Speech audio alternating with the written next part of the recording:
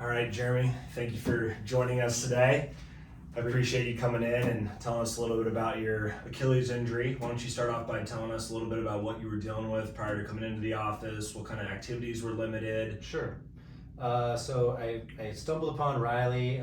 We kind of have a mutual interest in sports, and kind of getting to talk to him through some events that I kind of stumbled upon. He's from Eugene. I actually went to school there, and kind of found out about what he actually does for a living. And ironically enough, I've had Achilles injury that's been nagging at me for the last few years, and I was kind of at my wit's end last little bit trying to figure out how I could solve this injury without having surgery. And so I gave Riley a shot at seeing if he could come up with a treatment plan for me. And we're sitting here, and I'm going to kind of explain a little bit about what he's done and how it actually works. So I'm kind of a true testament of giving this type of treatment a last-ditch shot before you think about doing something else.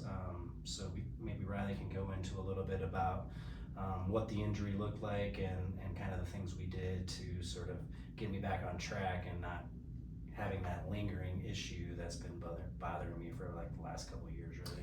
I think the first thing to know about Jeremy is very active. You're in the gym a lot, you like to run, you're a really good soccer player back in the day, so you're using that tendon a lot, right? So you needed a treatment that was not just gonna, decrease the pain and decrease the inflammation, but you needed a treatment that was gonna make that tendon more durable and resilient so you can continue doing all the things you love. Absolutely. When Jeremy came in, one of the first things I noticed that there was a lot of scar tissue and thickening around that Achilles tendon on his affected side, and that's really typical. What we'll see with these more chronic Achilles tendinopathies is that the body's not still in that acute inflammatory stage, but it's more in what we call a tendinosis, where he had the original injury and aggravated it, and the body lays down a bunch of scar tissue as it likes to do and kind of said, hey, we're done. This thing's ready to go. But in truth, that tendon, when it has the tendinosis, is not as strong, it's not as elastic, it's not as durable, and it's more likely to have a more severe injury.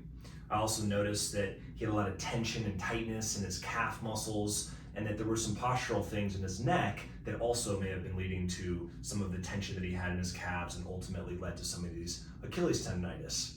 What I ultimately decided on was doing a course of what's called Radial Shockwave on Jeremy, because again, he wanted something that was going to repair and regenerate his tendon, not just decrease the inflammation. And that's where Shockwave really shines. It doesn't help just with pain and inflammation, it also helps with stem cell proliferation, laying down new collagen fibers in that tendon, and also creating new blood supply to that scar tissue and really help creating a more strong and durable tendon. So Jeremy, why don't you tell us a little bit about kind of what the treatments with me looked like? Was it painful? How did you feel afterwards? When did you start noticing an improvement in that tendon? So I first came to Riley, and like I said initially, the tendon was very at its point where I felt like I was at any point I was going to tear it. We started on a bi-weekly regimen of doing some shockwave therapy as well as some regimented exercises that Riley can kind of touch on some of the names of what those are. However, incorporating that in with my normal gym activity, and then we kind of, after I think it was about 2 months or so, we kind of backed that off to about once a month. And here we are today, and I can tell you wholeheartedly that I can actually start running. I can use this tendon far more better than I actually did when I first started here, and that was about 3 months ago. So I would say I was pretty much on the verge of a tendon tear, and now here I am back to full-fledged activities. I ain't kicking a soccer ball or dunking the basketball around anymore, but I definitely recommend at least giving the shockwave therapy a chance, depending on what your injury is. But in this case, we started off with kind of a lighter regimen and worked it up to a little bit more intense therapy in that isolated area, along with some needling. And I feel like just kind of poking and putting a lot of intense therapy on that region specifically as well as he touched on the calf. I had a lot of tightness in the calf and my posturing as well. So I think adjusting and looking at a lot of those different variables and along with the treatment and continuing to still do that as well. I've come a long way, and no surgery, no pain pills, nothing other than just sticking with this gentleman's plan and his treatment, and highly recommended.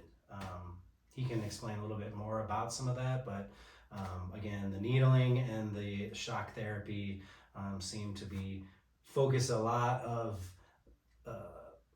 the issues right around the localized area where the pain was. And again,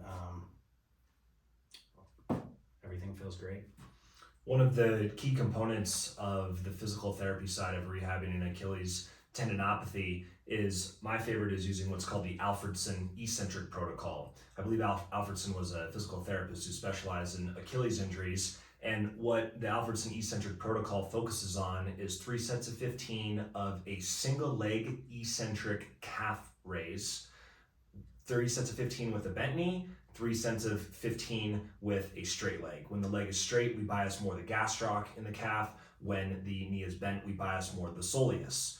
And when it comes to rehabbing a tendon, eccentric training is very key for remodeling that tendon.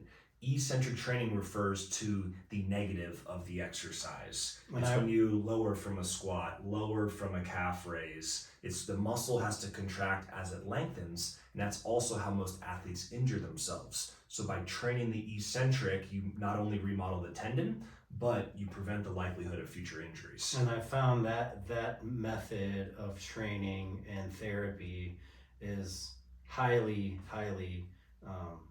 intensive, but it is also very therapeutic, and you can see results almost within the month.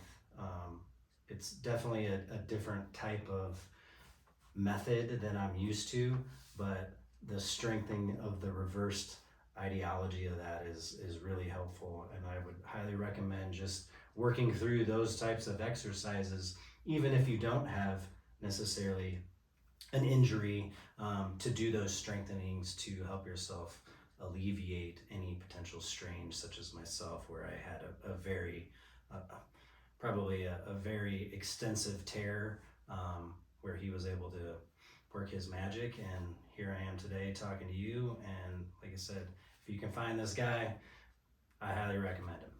Awesome. Well, thank you very much again, Jeremy, for sharing a little bit about your story with us. Appreciate it. For sure. And look forward to meeting some of you in the future, hopefully. Mile High Sport and Spine, this is where it's at. Yes. Riley. All right. Thanks, guys. Have a good day.